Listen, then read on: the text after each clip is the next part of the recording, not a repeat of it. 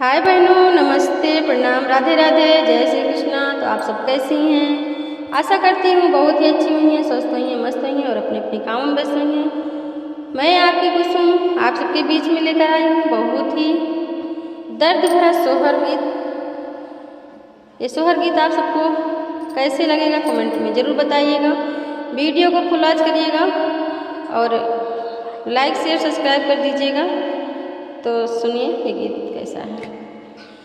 अरे अरे काला भंवरवा काली तोहरी जतिया हो, ये भंवराया जो मोरे पड़ल शुभ दिनवा नेवत पहुँचावहु हो। ये भंवराया जो मोरे पड़ल शुभ दिनवा नेवत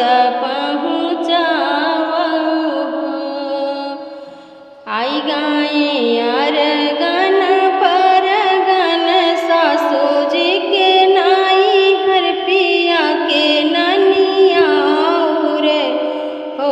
ये भंवरा एक नहीं आवै बिरन भैया जेहाँ से मैं रूठूँ हो। मचिया ही बैठी है सासू बिरह बोलिया बोलाई हो। ये बहुअर तोरा भैया बाट निर्धनिया का लैके आई हई हो। यतनी बचन सुने बहुअर तो मन दुखित भाई हो। रामा हाथवा में लीहि तिल चौरा तो सूरज मनाई हो।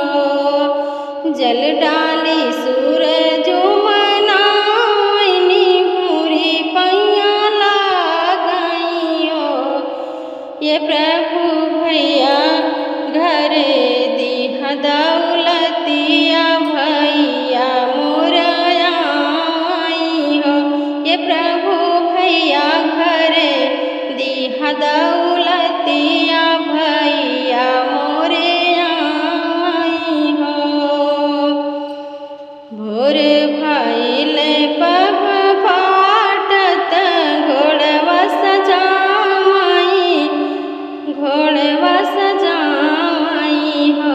ये भैया घोड़े पीठी भाई हैं सवार बहिन घर पहुँचे हो।